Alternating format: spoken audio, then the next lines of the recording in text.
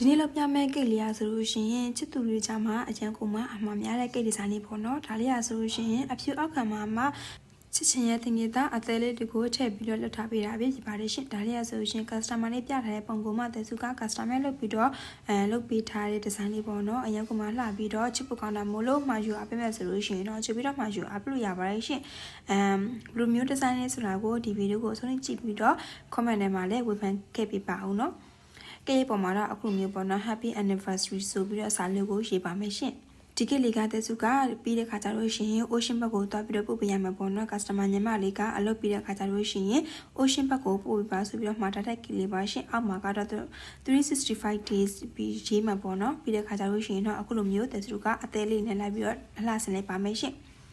အားလုံးပြီးဆုံးသွားရင်တော့အခုလိုမျိုးတဲ့စုကအသေးလေးနဲ့ပေါ့နော်ပြန်ပြီးတော့အလှဆင်ပါမယ်ကိစ္စလေးကလေးလက်မှတ်ပြပြီးတော့တဲ့စုကမော်မြန်တဲ့လူကိုပဲ order လေးလက်ခံပါရင်တော့အကယ်၍ကိုကမော်မြန်မရှိတဲ့ချစ်ခင်ရတဲ့သူတွေကိုလက်ဆောင်လေးပို့ပေးခြင်းနဲ့ဆိုလို့ရှိရင်တော့ order လေးတွေကိုလာပြီးတော့အပ်လို့ရပါတယ်ရှင်အခုလိုမျိုးအသေးလေးနဲ့လုပ်မယ်ဆိုလို့ရှိရင်တော့ကြိုပြီးတော့မှာပေးပါရှင်ကိတ် order လေးကိုတဲ့စုဘက်ကနေ2ရက်လောက်ကြိုပြီးတော့ order လေးကိုconfirm ပေါ့နော် order ယူပါတယ်ပြီးတဲ့ခါကျလို့ရှိရင် customer ဘက်ကနေစရန်ငွေလွှဲပြီးတဲ့ခါကျလို့ရှိရင် order confirm လုပ်ပြီးတော့ကိတ်မှု order လေးကိုလုပ်ပေးပါတယ်ရှင်အခုလိုမျိုးမှာယူအပေးကြတဲ့ customer အကုန်လုံးကိုကျေးဇူးများတင်ပါတယ်ဒီဗီဒီယိုထဲမှာလိုအပ်ချက်များရှိခဲ့တဲ့သူကို comment ထဲမှာပြောခဲ့ပေးပါအောင်နော်နောက်ထပ်ဗီဒီယိုမှာပြန်ပြီးတွေ့ကြပါဦးမယ်တတပါ